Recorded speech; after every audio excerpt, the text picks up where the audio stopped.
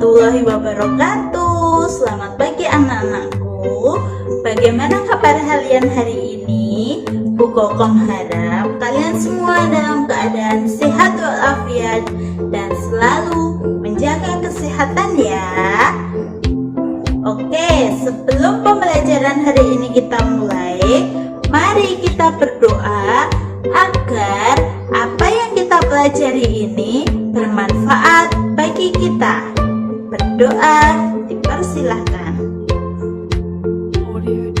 Anak-anakku yang saya sayangi, hari ini kita akan belajar tema 5 tentang pahlawanku, subtema 1 perjuangan para pahlawan, dan pembelajaran 2 tentang pengamalan sila keempat Pancasila.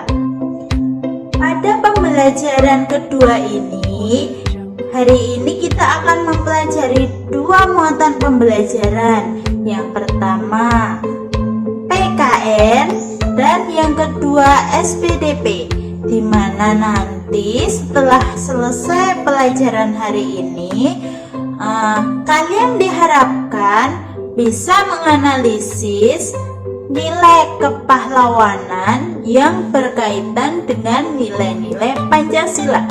Selain itu, kalian juga diharapkan bisa memberikan contoh pengamalan sila keempat Pancasila dalam kehidupan sehari-hari. Anak-anakku, sebelum pembelajaran hari ini kita mulai, mari kita nyanyikan lagu Maju Tak Gentar agar kita akan selalu ingat perjuangan para pahlawan kita dalam mempertahankan kemerdekaan Republik Indonesia. Nah, anak-anakku semua, di pembelajaran yang telah lalu kalian tentu sudah mempelajari tentang beberapa pahlawan yang berjasa bagi rakyatnya. Contohnya Hayam Wuruk, Pangeran Antasari, Pati Gajah Mada, Pangeran Hasanuddin, dan banyak sekali. Hari ini kita akan mempelajari tentang satu pahlawan dari Kerajaan Tarumanegara, yaitu tentang perjuangan Raja Purnawarman.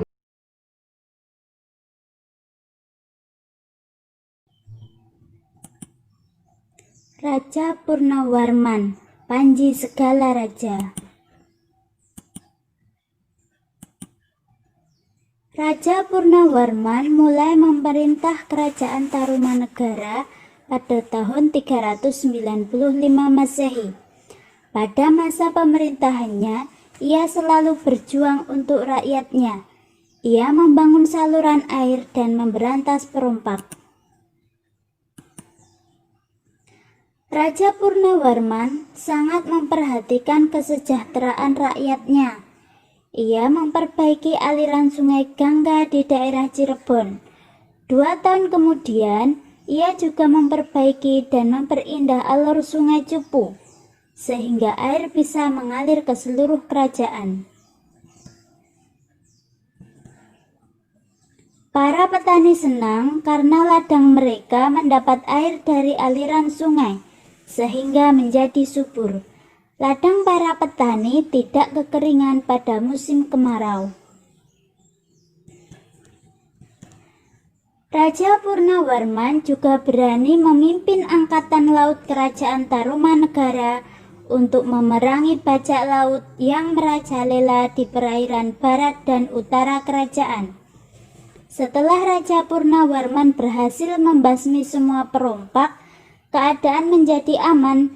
Rakyat di Kerajaan Tarumanegara kemudian hidup aman dan sejahtera. Sebagai wujud kecintaan rakyat Kerajaan Tarumanegara kepada Raja Purnawarman, telapak kakinya diabadikan dalam bentuk prasasti yang dikenal sebagai Prasasti Ceruteun. Sebutkan menyebutkan 3 hal yang dilakukan oleh Raja Purnawarman terhadap rakyatnya. Tuliskan di LKPD-mu ya.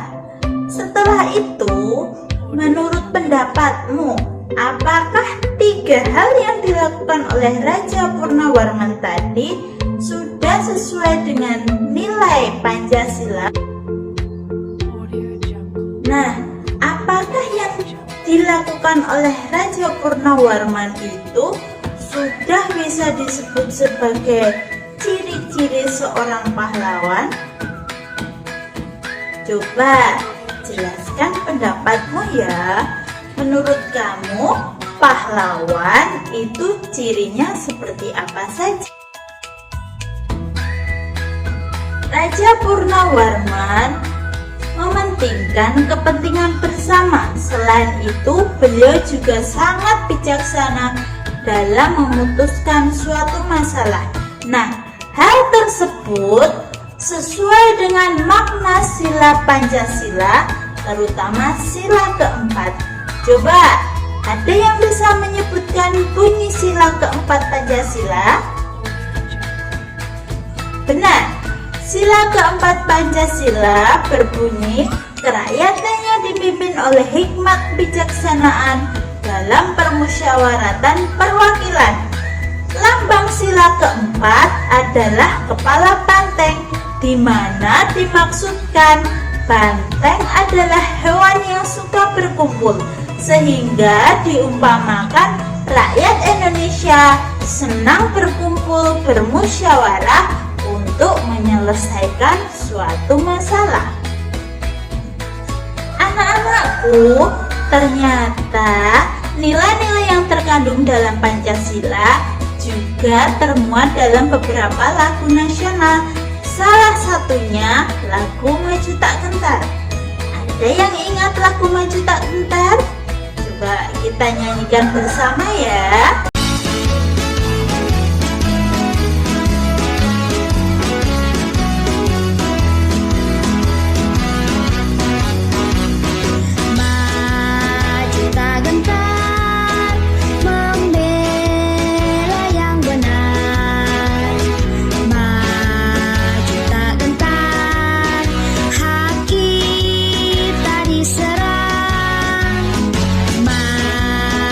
Serentak mengusir penyerang, maju serentak, tentu kita menang.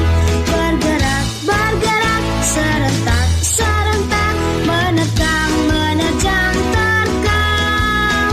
Tak gentar, tak gentar, menyerang, menyerang, majulah, majulah.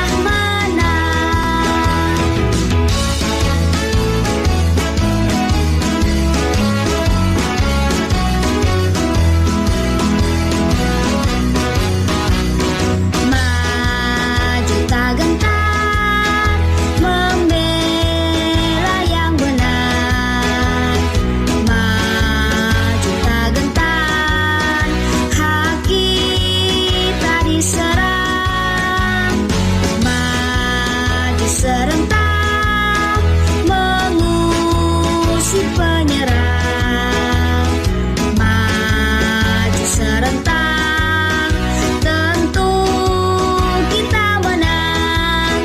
Bergerak, bergerak, serentak, serentak, menerkam, menerjang, terkam. Tak gentar, tak gentar, menyerang, menyerang, majulah, majulah.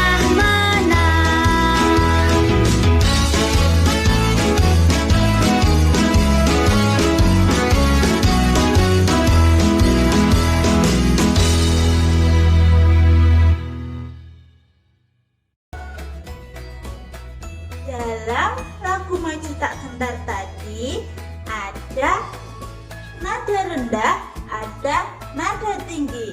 Nah, nada rendah dan nada tinggi dalam sebuah lagu itu disebut intonasi.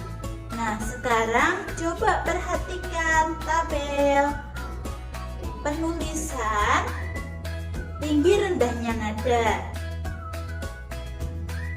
Berdasarkan ilustrasi penulisan tersebut, maka semakin ke kanan, nadanya semakin tinggi. Tinggi rendahnya nada biasanya ditandai dengan tanda titik. Tanda titik di bawah notasi angka berarti nada rendah.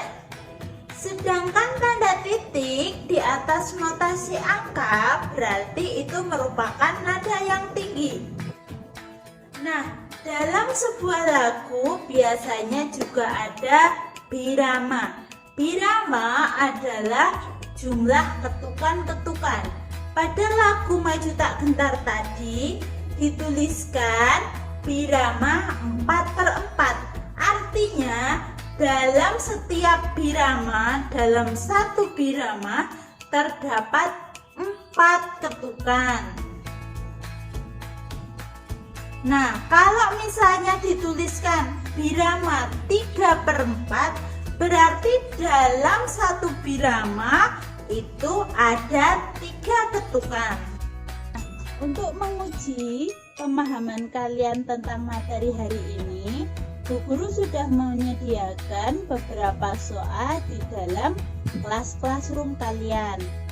Nah, nanti Bu Guru minta kalian buka classroom kalian buka soalnya lalu dikerjakan ya. Ingat, dikerjakan dengan jujur. Pahami dulu kalimatnya, baru kalian mengerjakan soal-soalnya. Mengerti anak-anak?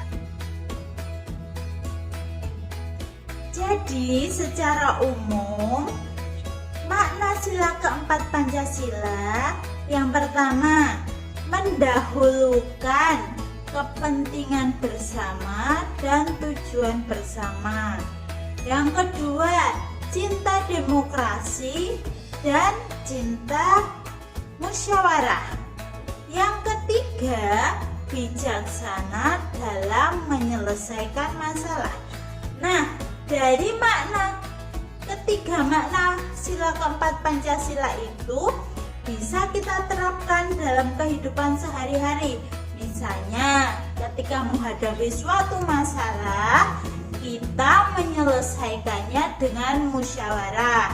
Contohnya, pemilihan ketua kelas, terus pembagian. Kalau di kampung itu biasanya ada jadwal ronda.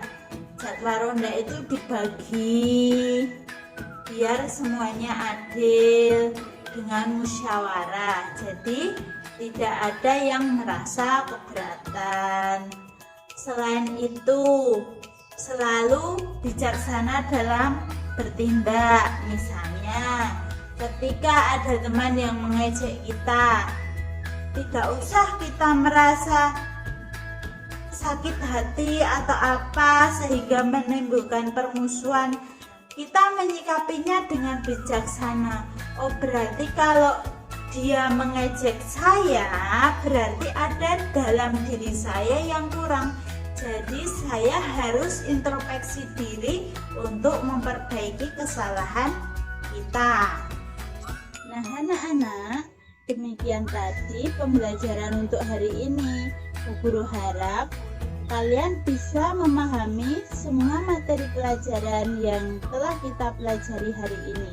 Apabila ada yang belum paham, bisa bertanya dengan Bu Guru ya. Anak-anakku, untuk mengakhiri pembelajaran hari ini, mari bersama-sama kita berdoa kepada Tuhan agar apa yang kita pelajari hari ini bisa bermanfaat bagi kita. Amin. Wassalamualaikum warahmatullahi wabarakatuh.